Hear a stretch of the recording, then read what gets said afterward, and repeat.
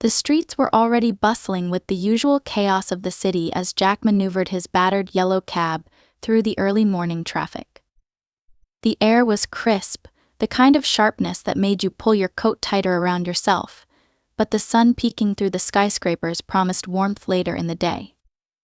Jack took a deep breath, his mind already calculating the day ahead, how many fares he'd need to cover his rent, how much he could set aside for Ben's weekend visit. The cab's radiator was acting up again, and he made a mental note to find a garage soon. One thing at a time, Jack muttered under his breath, gripping the steering wheel as he merged onto a crowded avenue. His wallet had been thin for months, but he'd long since learned to make do. It was just past 10 a.m. when he spotted the man. Jack had been idling at a red light near a quiet intersection, sipping from a lukewarm coffee cup perched precariously in his cup holder. Out of the corner of his eye, he noticed an elderly man standing on the corner, leaning heavily on a cane. The man wore a simple gray coat that looked far too thin for the chilly air. His frail frame seemed almost lost under the weight of the bustling city around him. Something about the man's weary expression tugged at Jack's conscience. Without thinking twice, Jack pulled over and rolled down the passenger side window. "Hey there, need a ride?" Jack called out, his voice warm but casual. The man turned toward him, his pale face lighting up with relief. "Yes, thank you. Mercy General Hospital, please?" Jack nodded and quickly stepped out of the cab. "Hang on, let me help you." The man hesitated, as if he wasn't used to this kind of attention, but Jack was already moving to open the door. He gently guided the man into the back seat, making sure he was comfortable before returning to the driver's seat. "Thank you," the man said once they were moving, his voice soft but sincere. "I've been standing out there for what feels like forever. It's hard to find a cab these days." Jack glanced at him in the rearview mirror. "Don't mention it. Are you feeling okay? You look like you've had a rough morning." The man smiled faintly. "It's been a rough few years, to be honest. My name's Henry Marshall. I'm heading to the hospital for a follow-up appointment. Heart problems." He tapped his chest lightly, as if to emphasize the point. Jack nodded, steering the cab carefully through the congested streets. "I'm Jack." "Nice to meet you, Henry. Mercy's a good place. They took great care of my mom when she was sick a few years back." Henry's smile softened, though his tired eyes revealed more than he said aloud. "It's just me these days.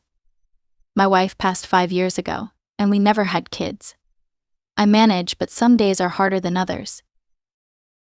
Jack felt a pang in his chest at Henry's words. He couldn't imagine getting through life without someone by his side. His own life wasn't perfect, far from it, but he still had Ben, even if their time together was limited. "Well," Jack said after a moment, "at least today's one of the easier ones. You've got a ride, and I'll make sure you get there safe and sound."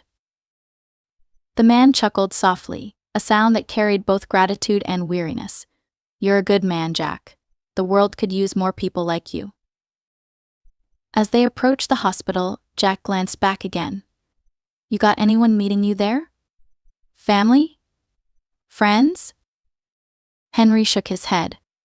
"No, it's just me. I'll be fine once I get inside." Jack didn't like the idea of dropping Henry off and leaving him to navigate the hospital alone. When they pulled up to the entrance, Jack quickly parked the cab and got out. "What are you doing?" Henry asked, surprised, as Jack opened the door for him. "Making sure you get inside," Jack said simply.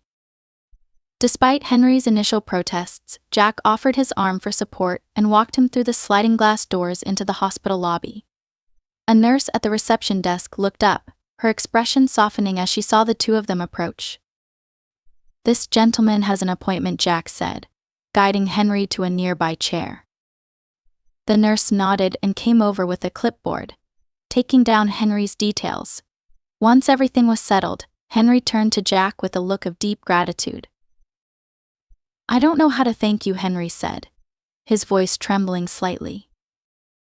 "You don't have to," Jack replied with a small smile. "Just take care of yourself, okay?" Henry reached out and gripped Jack's hand firmly. "You've done more than you know, Jack. I won't forget this."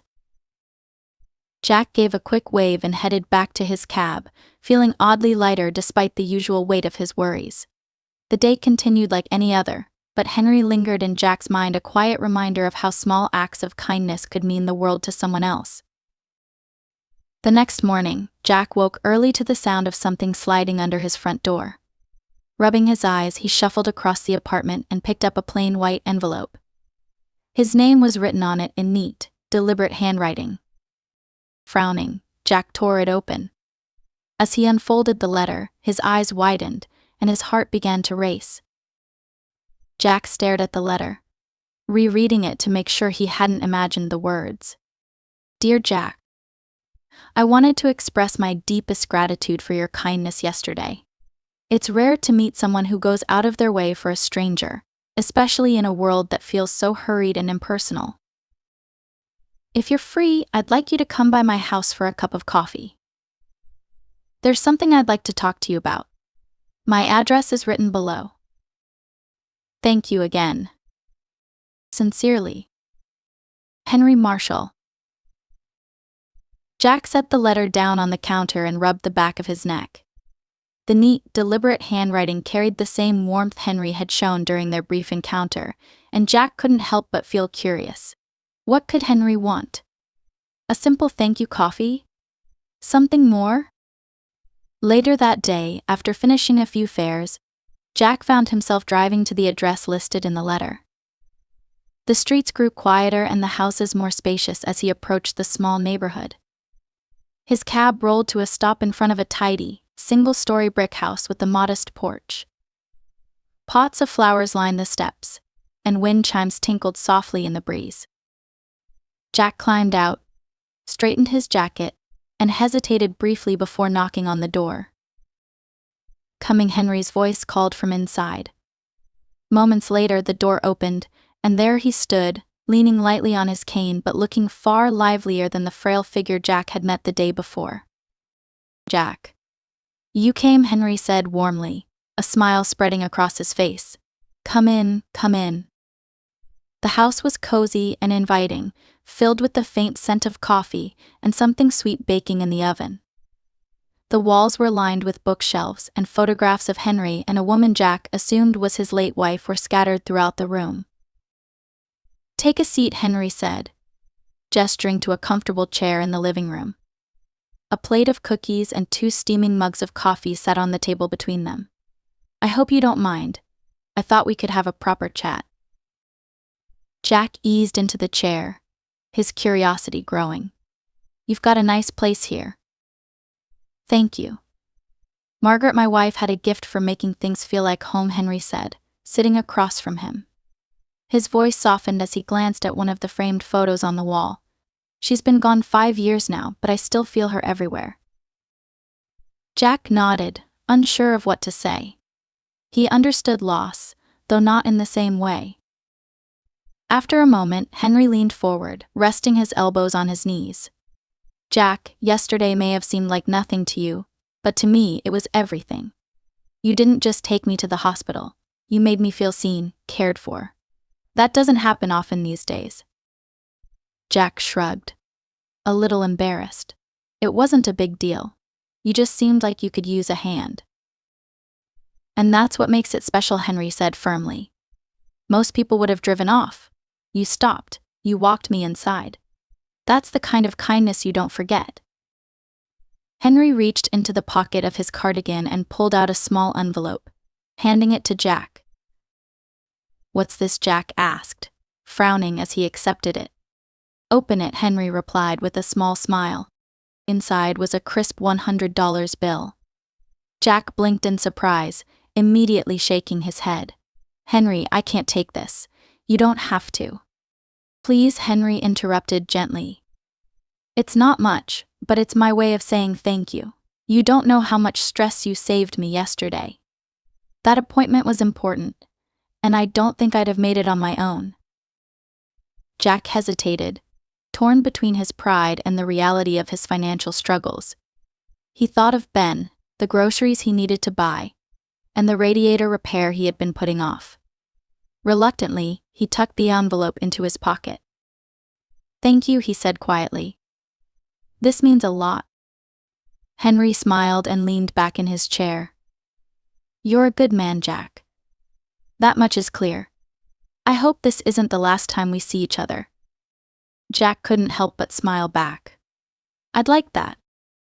They sat for a while longer, talking about everything and nothing.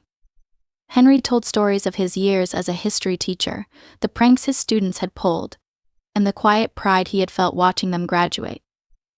Jack opened up about Ben. About his dreams of giving his son a stable life and the struggles of doing it alone.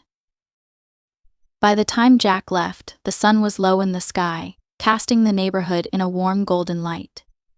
Henry stood on the porch, waving as Jack climbed into his cab. As Jack drove away, he felt lighter somehow. The $100 was a help, sure, but it was more than that. Henry's words and the connection they had shared reminded Jack that sometimes kindness had a way of circling back when you least expected it. Little did Jack know, this was only the beginning of a friendship that would change his life forever.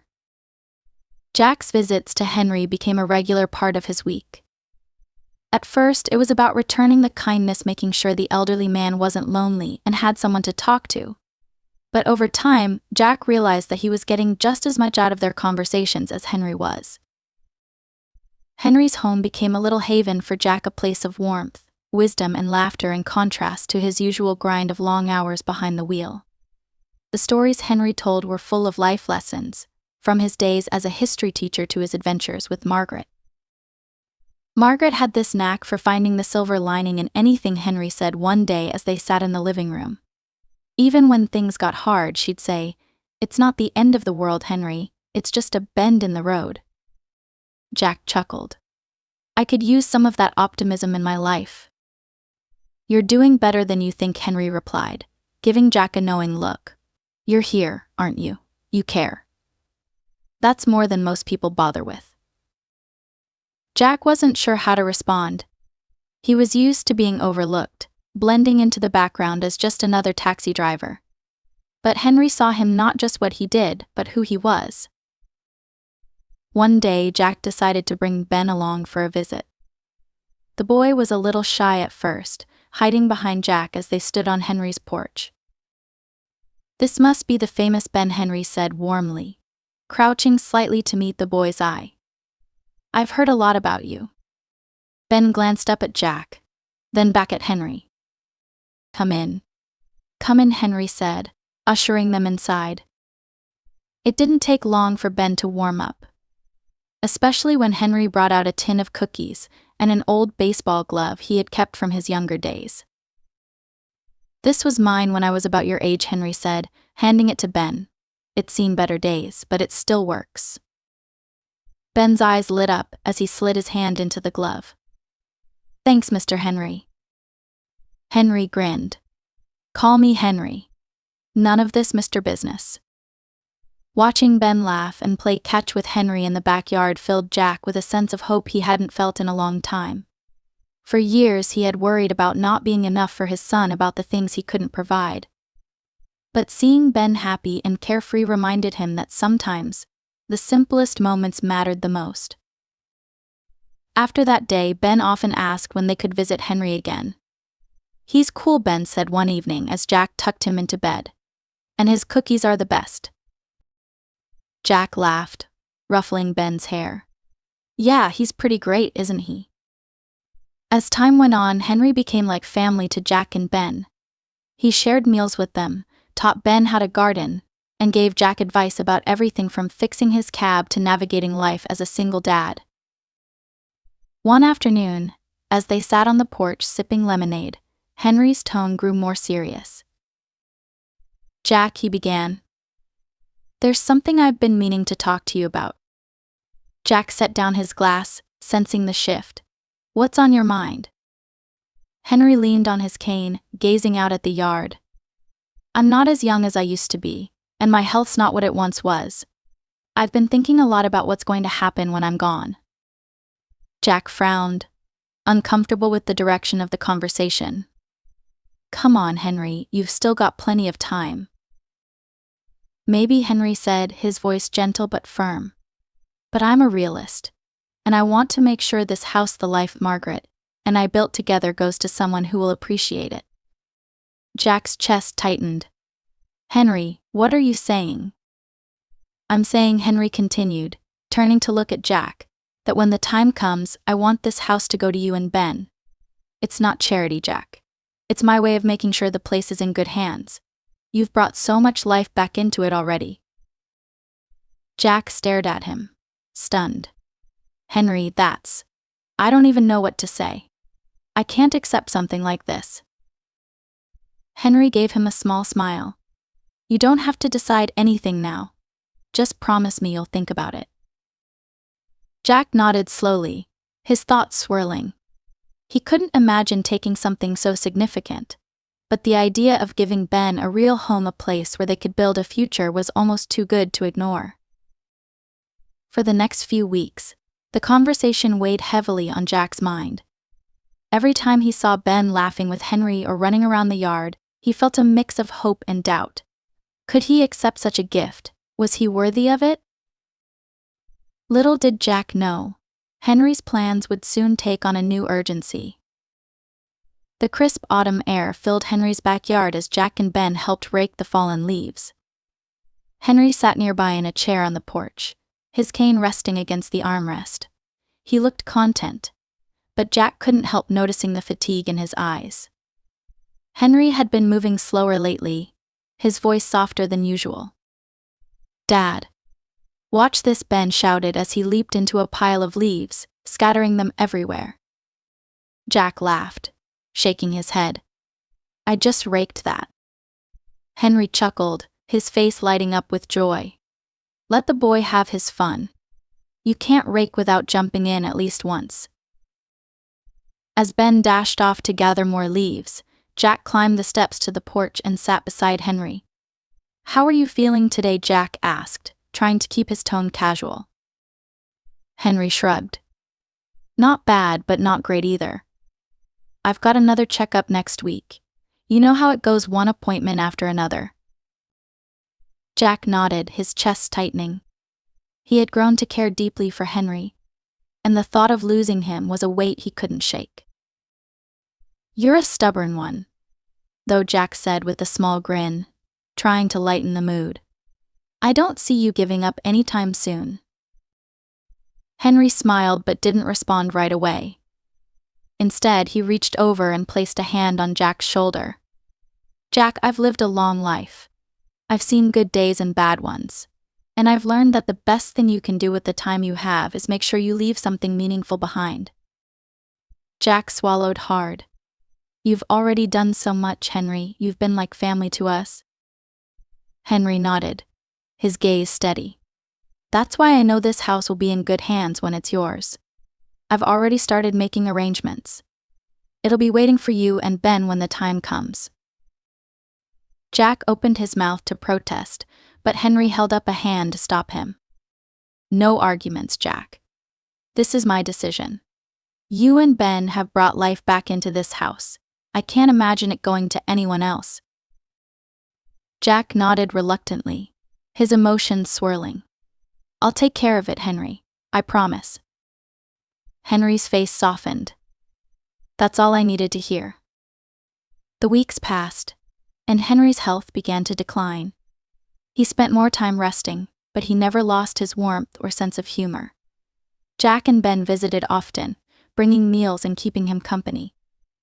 Ben would sit by Henry's chair, showing him schoolwork or telling him about his favorite video games, and Henry always listened with the same attentiveness he had once given his students. One cold winter evening, Jack received a phone call. It was the hospital.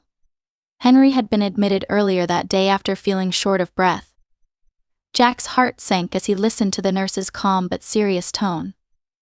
Is he okay? Jack asked, his voice tight. He's stable for now, the nurse replied. But he's asked to see you. Jack didn't hesitate. He bundled Ben into his cab, and they drove through the icy streets to the hospital. When they arrived, Henry was sitting upright in his hospital bed, his face pale but his eyes still bright with recognition. "Jack." "Ben," he said softly, his voice weaker than Jack had ever heard it. "Hey, Henry," Jack said, trying to keep his tone light. "You're causing a fuss, you know that." Henry chuckled faintly. "Just keeping things interesting." Ben climbed onto the chair beside Henry's bed, his small hand reaching for Henry's. "You're going to get better, right?" Ben asked, his voice trembling.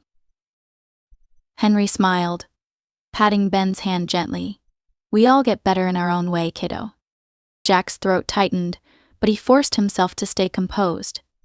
He sat beside Henry, and for a while they talked quietly, sharing memories and laughter. Before Jack and Ben left that evening, Henry looked at Jack with a seriousness that made the air feel heavier. "Take care of the house, Jack. Make it a home. That's all I ask." Jack gripped Henry's hand tightly. "I promise, Henry." Henry smiled and closed his eyes, his expression peaceful. A few days later, Henry passed away in his sleep. The news hit Jack and Ben hard, and the house felt emptier without Henry's presence. But amidst the grief came a letter from Henry's lawyer, explaining the full extent of his wishes. The house, Henry's savings, and a small handwritten note were all left to Jack and Ben. The note read, "Jack, you gave me more in these last few months than I can put into words: friendship, family, and the comfort of knowing my home wouldn't be left empty. This house was always meant to be filled with love, and I know you and Ben will make it that way. Keep the garden blooming, keep the laughter echoing through the halls, and always remember it's not the end of the world. It's just a bend in the road. Henry." Jack sat on the floor of the living room, the letter clutched in his hands. Ben was beside him, his head resting on Jack's shoulder. "We'll take care of it, buddy," Jack said softly. "We'll take care of everything." Ben nodded, wiping his eyes. Henry would like that. As the weeks turned into months, Jack and Ben honored Henry's memory by doing just that. They planted new flowers in the garden, hosted dinners for neighbors, and filled the house with the sound of music and laughter. And every time Jack walked through the door, he felt Henry's presence not in the walls or the furniture, but in the love and kindness that filled the space. The weeks after Henry's passing were a blur of emotions for Jack. He spent countless evenings sitting on the porch of the house, holding Henry's letter and reflecting on everything the man had taught him. The legal transfer of the house went smoothly. Henry had planned every detail carefully, but the weight of his gift felt almost too much to bear. Jack couldn't shake the feeling that he hadn't done enough to deserve it. But every time doubt crept in, he would hear Henry's voice in his mind: a life well lived isn't measured by what you keep, but by what you give. Ben, on the other hand, seemed to thrive in their new home. For the first time, Jack saw his son experience the kind of carefree childhood he had always wanted to provide. Ben played baseball in the yard with the neighborhood kids, helped Jack tend to the flowers Henry had planted, and even took pride in setting up his own room. One sunny Saturday, Jack decided it was time to honor Henry's memory in a way that felt right. He invited some of Henry's old neighbors and friends to the house for a small gathering. They shared stories, laughter, and a sense of community that would have made Henry proud. At the end of the day, as the last guest left, Ben tugged on Jack's sleeve. "Dad, can we plant some flowers like Henry used to?" Jack smiled, his chest tightening with emotion. "That's a great idea, buddy. Let's do it." Together, they went to a garden center and picked out a mix of bright marigolds, daisies, and tulips, flowers Henry had loved. Jack and Ben spent the rest of the afternoon planting them in the garden, their hands dirty and their hearts full. As they worked, Jack found himself telling Ben stories about Henry, how they had met, the things Henry had taught him, and the quiet kindness that had shaped their lives. "Henry gave us more than just a house," Jack said, patting the soil around the last flower. "He showed us what it means to take care of each other, to be there for people when they need it."